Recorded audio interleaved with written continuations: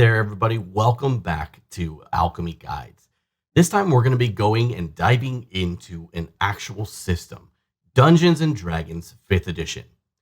D&D has been around for about 50 years now, just recently celebrating their 50th anniversary.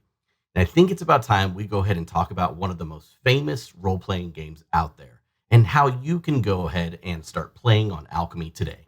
All right, so let's go ahead and dive in. So as you can see right here, I've already started up a Dungeons & Dragons game here on Alchemy. If you need help on how to start a game or how to create a game, go ahead and check out all our other Alchemy guides that talk about all the intricacies and all the things that we're going to be kind of diving in just a little bit today. So right here on the right-hand side, you'll see that we have our scenes and story and tools and handouts. Now, this is just the GM view. On the player's view, they will have a bit of a different UI, and they will, on the right-hand side, see trackers and handouts. But we'll go into that a little bit later. Now, as the GM, this is your screen right here, and we're going to talk about one of the more important things that when you are learning to play a system on our platform, and that is character creation. So even though we aren't affiliated with D&D, we still do have access to the SRD, and we've implemented all that stuff for you. Now, you can create your character in multiple ways. You can either create it from scratch using our character creator, or you can bring in the character from DnDBeyond itself. So starting off from creating a character just from scratch, you can either create a character in-game or within your library, or even as a premade within a universe. You can go ahead and start by creating your character's name, choosing your race right here, and even the class. Once doing so, you can click OK at the bottom, and you'll be brought into your character sheet. Once you're actually into your character sheet, you'll be shown the view mode, essentially, of your character sheet. That makes everything easy to just kind of at a glance see all the things that are important, such as like your armor class, your HP, maybe your speed, stuff like that. If you want to go in and actually edit your character, you'll go to the top left and go to the little edit symbol here. By clicking it, you will be able to go ahead and start editing your character sheet however you like. You can rename yourself. You can even give yourself a little subtext right there. You can change your character's profile picture or whatever you want to show as your token. You can change the different level you are. You can go ahead and start affecting things like your initiative, your armor class, your proficiency bonus, movement speed, all that stuff. If you want to add a movement speed, or if you want to like add a certain type of movement speed, you just click that button and you can go ahead and input whatever you'd like in there.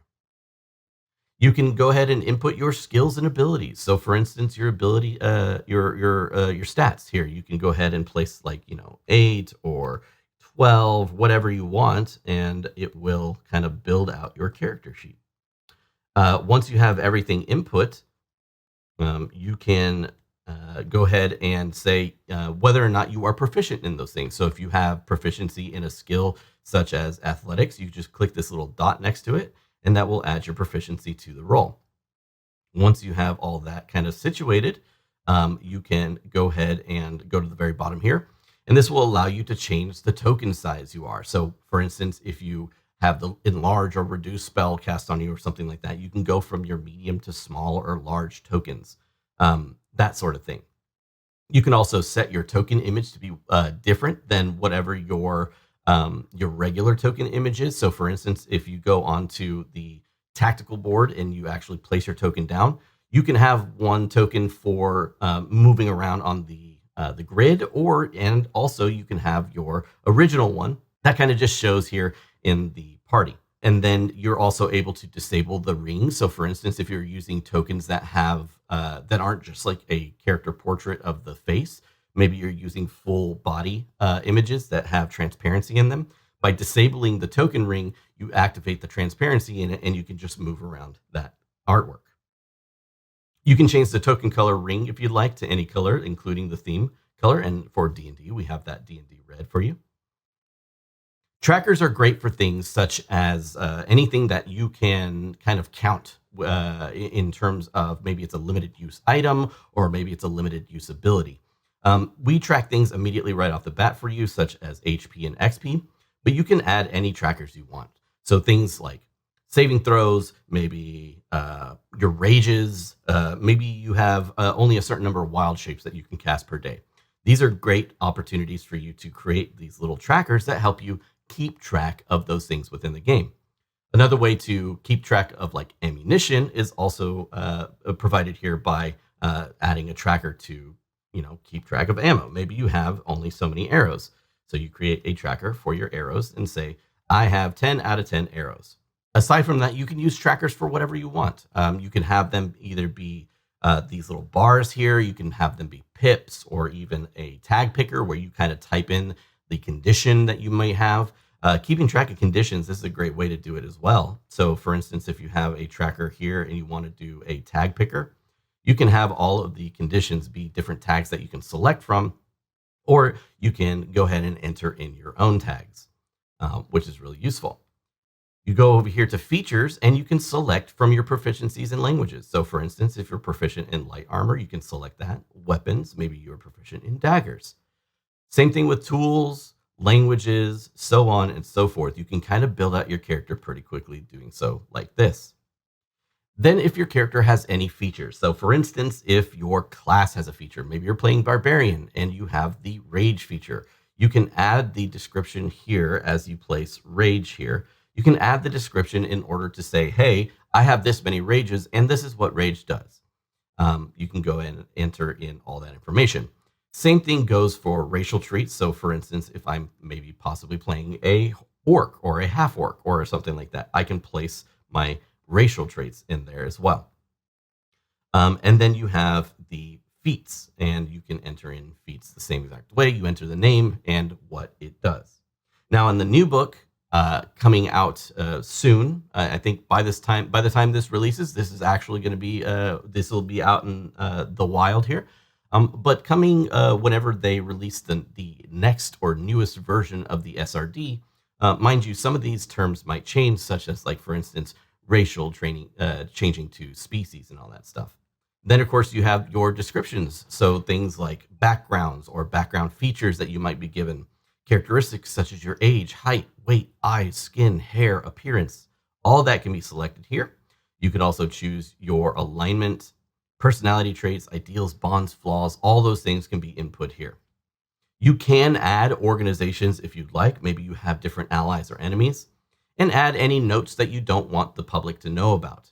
Now here in the backstory area, you can keep this to yourself if you'd like, but you can also click this little toggle and this will make it public, meaning that if anybody clicks your character here, this little portrait on the top right of the screen, it will add this little backstory underneath your character portrait image if you have this turned on. If you don't, it'll just show the character's portrait image and nothing else.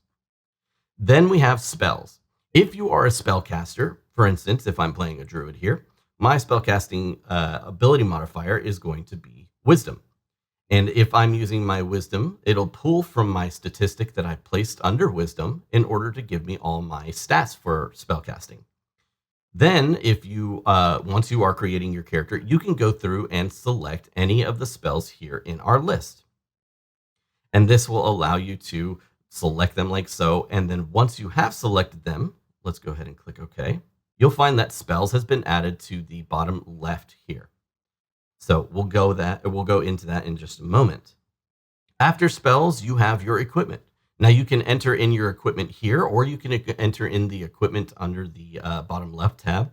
But here you can enter in how much gold you might have or how much money you might have, and then adding items accordingly. So you can add any of the items that we have here allotted through the SRD. So with all that in tote, that would be how you create your character from scratch. Now, mind you, a lot of times if you want a little bit more of an automated approach, because this is more of like a pen and paper, you have the book in front of you, or possibly you have the rules in front of you on Alchemy, you can build the character out per section. Now, this isn't automated in saying, this is the next step, click one button and everything gets filled out. If you want that more, I guess, automated approach, it might be better if you create the character in DnDBeyond and then import it to Alchemy. Now, how do you do that? Well, first off, you're going to need to download the Alchemy app, because the desktop version, or the version that is the browser source version, that won't be included in there. You have to download the app, and once you do so, then you'll have access to the upload your DnDBeyond character option. So here we go. If you go into your game here, and let's go just straight up through our library and then go to characters. You'll have the import from beyond option. And if you go ahead and click import from beyond, you'll see that you'll be given this option to paste your character's link. So if you go to share a character via DnDBeyond, you need to make sure that your character, first off, isn't private, isn't set to private, it's actually shareable, and then you get the shareable link. Take that shareable link, input it here, and once it is pasted, you'll hit import character. And by doing so, that character will automatically be added to Alchemy. All of the things in that character that you've created through your DnDBeyond account, you'll have added into the game. So for instance, this was a character brought in through the importer, and you can see here, everything was added to it. You have your passive perceptions, you have your skills, saving throws, you have all the stats, armor classes, all of that has already been done for you. What's nice is that your on top of that, your spells, your equipment, and all that stuff is also brought over, as you can see here.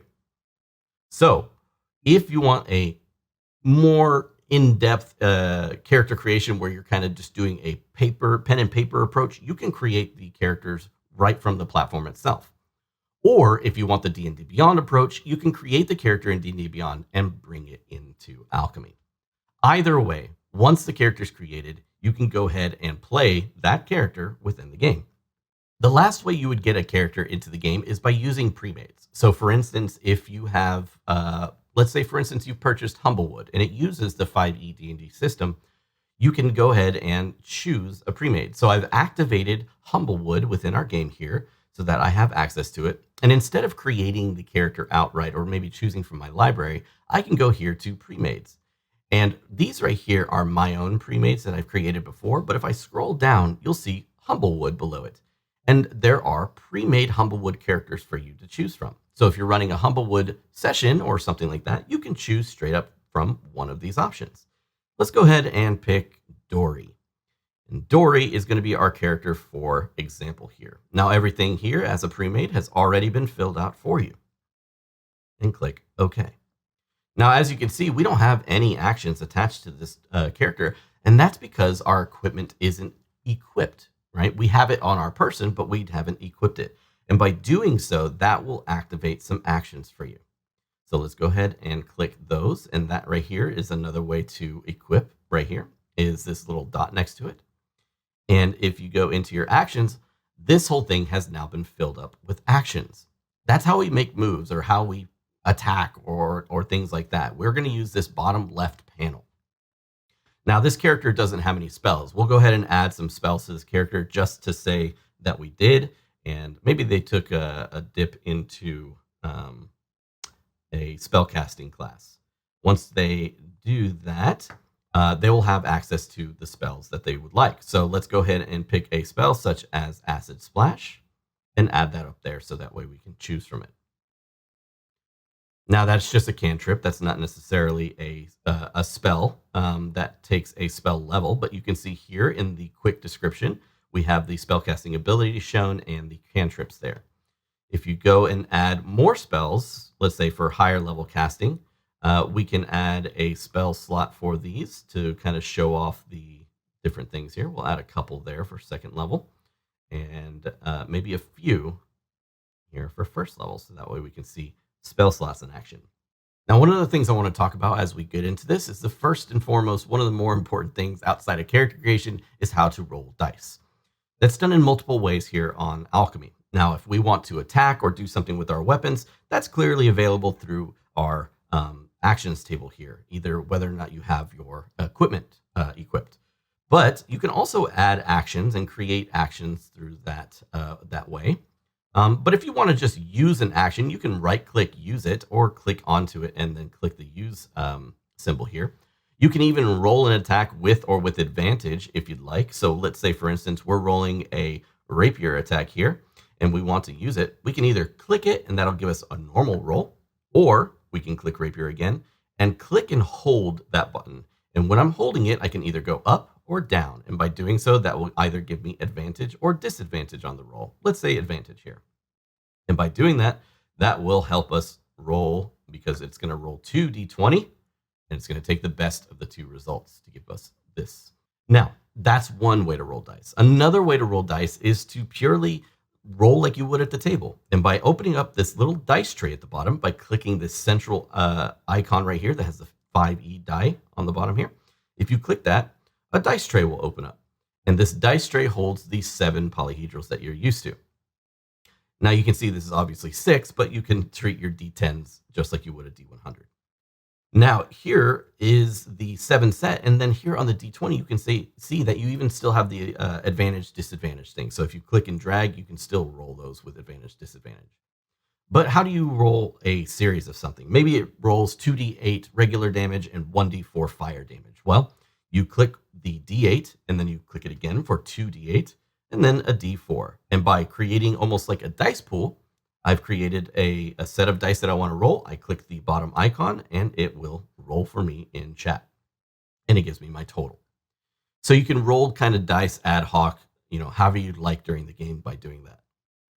You can also now go over to your skills, and this is another way to roll. So for instance, if you need to make a check or a save during the game, this is where you'll find it, under your skills here.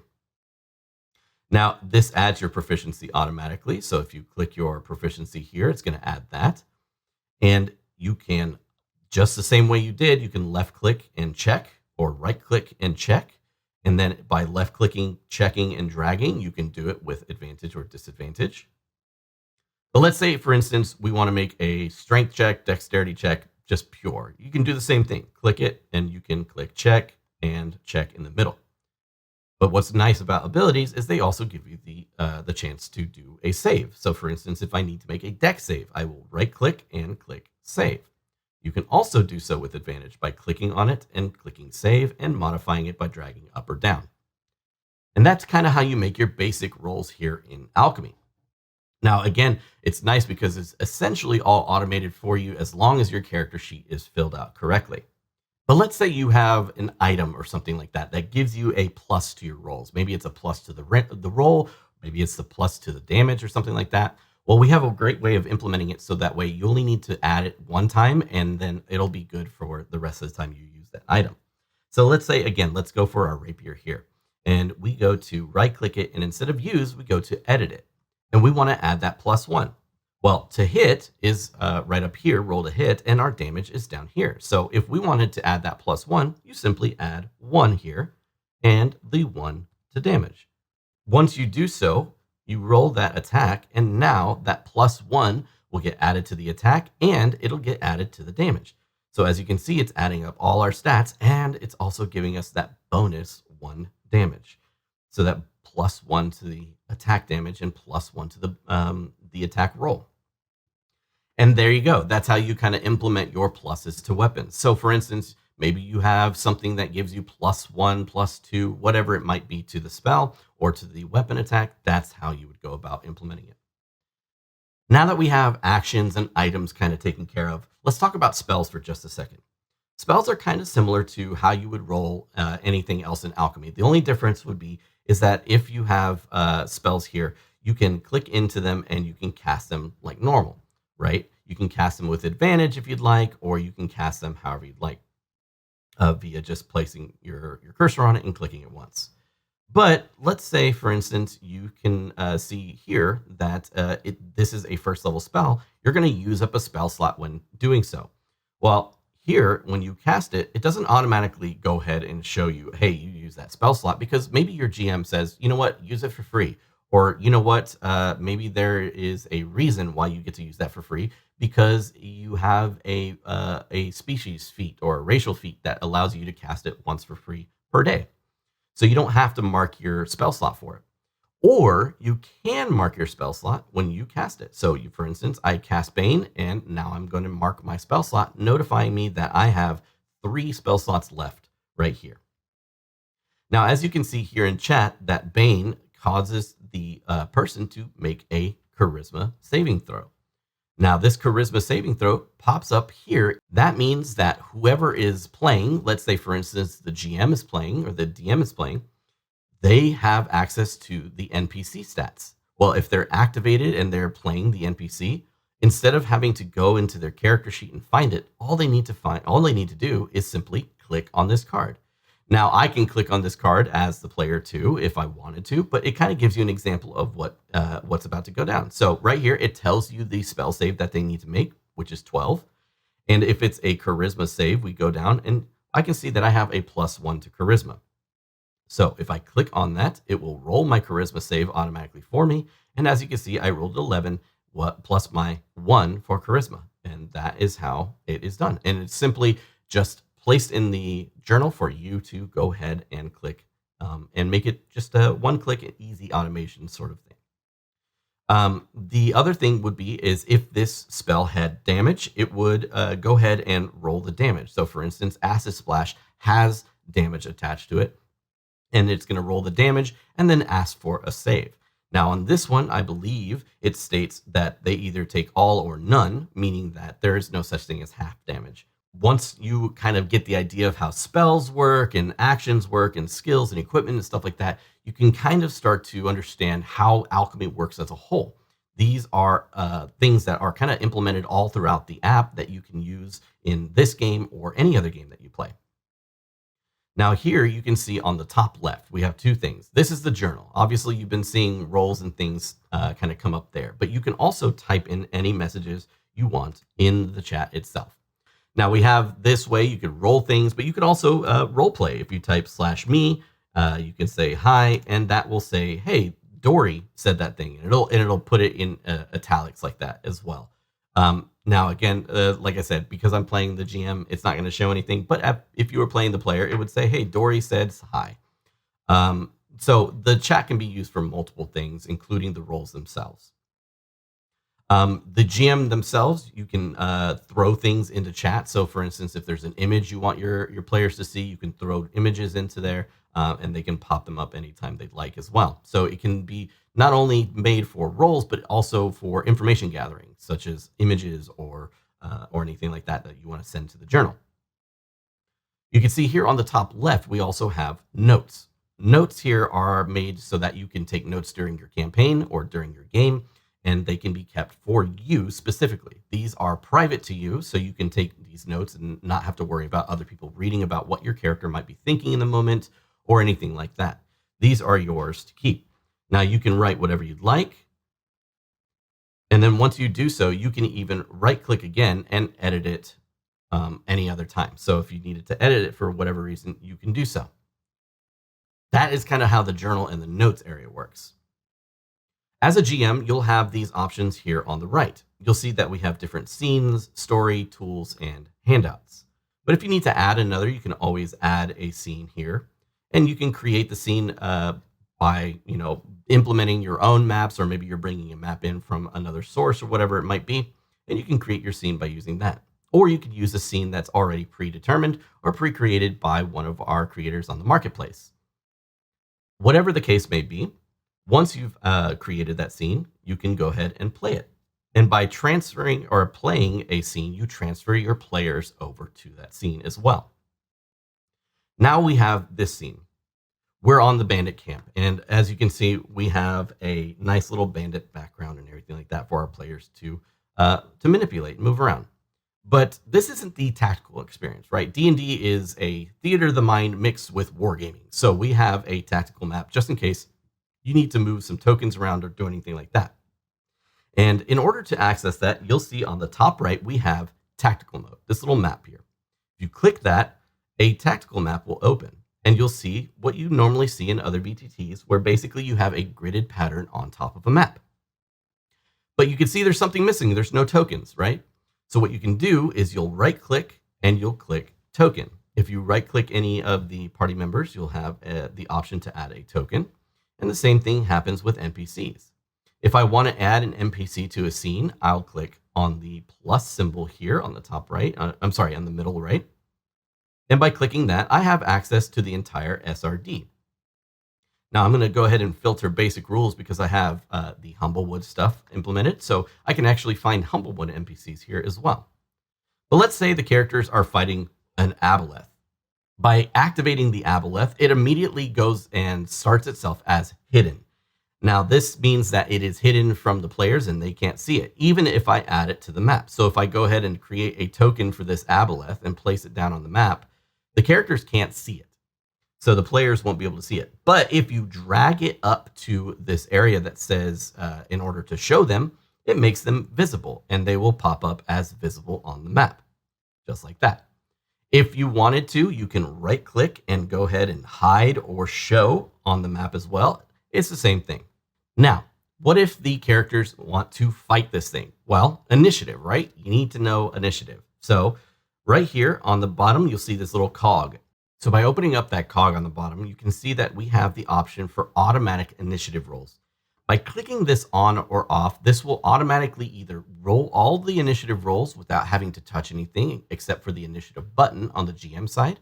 Or if you are playing with it off, what it's going to do is going to ask all your players to roll for initiative. It's going to have a little button kind of prompt pop up in the middle of their screen. And when they click that, it'll roll initiative for them and throw them into the initiative order. But if you want to save time, all you need to do is simply click on this. And by doing so, and when you activate initiative by clicking this little toggle on the top right, it will automatically roll their initiative for them. Let's say, for instance, you don't like this, or maybe they have multiple ways of rolling initiative or something, but they can change their initiative order. Well, you can actually drag and drop them however you'd like. But that being said, if you see here on the right-hand side, this little star, that signifies the top of the round. So if you see this star and you continue down by clicking either next turn or something like that, you can go ahead and click next turn and it'll throw them down and it'll bring up the next person in initiative. But if you keep doing that and the star goes back up to the top, signifies the start of a new round, and any abilities or maybe a layer action or something like that that happens at the top of the round will then happen. If you're running a game on Alchemy, such as D&D, but it's a predetermined game, or maybe you have notes that you've taken, you can add them here in this story panel. Now, as you can see, there are a few things already written in the story panel, and how to locate them is by going in and right-clicking the scene and going to Notes. This right here is a little description that was added to this scene by the map maker, but you can go ahead and edit this and put whatever you'd like. Now, this area does accept Markdown, so you can make it a little bit easier to navigate if you need to. Or you can make things clickable. So for instance, if there is a thing that you need to click into to kind of describe a little bit better, you can also set that up on your own. But once you're done, you can save it and find anything like that here on the bottom right under Story. Now, the thing that we can implement as a GM, which is really nice, are things like trackers. These right here can be either local to yourself as a DM, or you can make them global. So for instance, if I wanted my players to know how many days they've been traveling, I can create a tracker, right click, and then share it with the party. I can either share it with an individual or I can share it with the whole party. Either way, now that it is shared, it notifies you saying that it's shared, but it will show up on the characters tracker panel now. So the players can look into it and they can see, oh, we've been traveling for 3 days now, and we have, X amount of time to get to the location we need to, that kind of stuff. And what's really neat here too is that you can create your own actions. So for instance, if there is a random encounter generator that I've created, you can click into it and use it through your tools panel. Look at that. They find 1d10 gold pieces and no encounter for the day. So lucky them. But let's say, for instance, I don't want them to know what I'm rolling on. So for instance, that random encounter generator, maybe I don't want them to know. I can go in here and activate private GM roles. It's under my cog button there. And now when I roll it, you can see there's going to be a little gold kind of overlay here. That means that the players don't see this result. Now it says I found the gold again, but rolling into it several times, you might get a different one. And 2 drunk goblins fall out of a nearby bush. So there are things that you might want to keep private until you're ready to describe them as the GM, and you can kind of preemptively roll like that. If you find that you want everything public, you can again go back and turn that back off. Now, the last thing we can talk about here is that you have the ability to use handouts within the game, right? To give out a handout, all you need to do is go over to your handouts panel, and you can left click and you have a couple options. You have view and share. You can also right click for those same options, but viewing it allows you to see what the handout is before giving it to the players. And then right clicking it and then sharing it allows you to give it out to the players for them to view it themselves. This kind of just shows who has access to it. If you look over here on the right-hand side, there's some avatars that will show. And then you can go about doing handouts however you'd like. You can move them around for organizational purposes and everything like that. So, but it makes it a little bit more immersive to have something, in your possession that you can manipulate and move around. Maybe such as a large map. So if you view something like a handout, like a map or something, you can zoom in and out and move it around just like the players can. And that's pretty much it when it comes to playing Dungeons and Dragons on Alchemy. If you like what you saw, go ahead and like and subscribe to the channel to be notified whenever we place another video out. If you want to, go ahead and leave a comment to give us some feedback, whether or not you like or dislike our system. We use this feedback to help better the system in general and help bring you the best version of Alchemy we can. And with that, I want to thank you all again for joining me for another Alchemy Guide, and I'll see you all in the next one. Bye, everybody.